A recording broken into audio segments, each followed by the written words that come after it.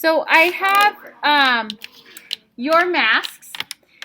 This is the one I did, and just because I have some experience with this, I was able to make the edge pretty strong. What you're going to do is kind of check your edge and also check to see that you can't see through parts of your mask. You can see in the mask here, we can kind of see through those holes. There's a little in the chin area.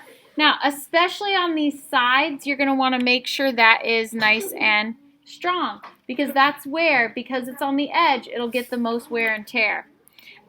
This is a little flimsy. Again, it's just because it has one layer and not two.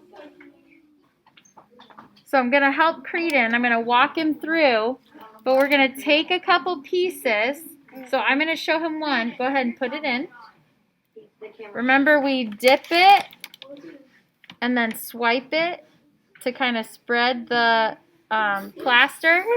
Now he's actually going to, I'm going to put the first one on, but we can put it over the edge so that half of it is on the inside and half on the outside. Now, because we're not working wet to wet,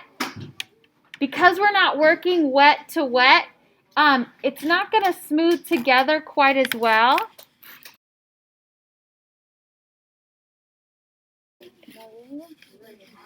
Oh, my finger had paint on it. Sorry, dude.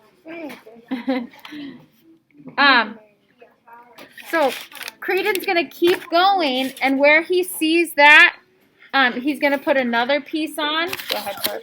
Good. See how he's nicely swiping it?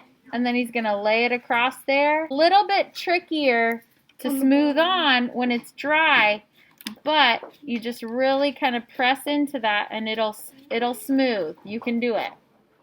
It just takes a little bit more patience. So already, just with two pieces, that's looking pretty good. Now, again, you can kind of hold this up to the light and see where you see through it, where you see light showing through, and that's where you're going to need to strengthen. Some of you, like Creedon's eye, the holes for his eyes and his nose look pretty good and feel pretty strong. But if yours doesn't, you may need to go around that, okay? The rest of his mask feels pretty strong except for those edges. So he can do a few more pieces. Here's a couple plans from different people. So we see some neat designs. Some may be showing their eyes. If you are not done yet, go ahead and finish that first.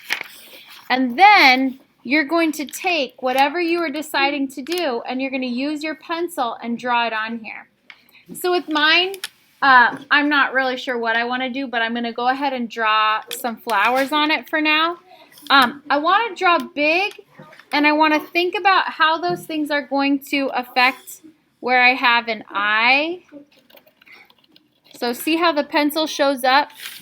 It shows up better on my thing than on the video.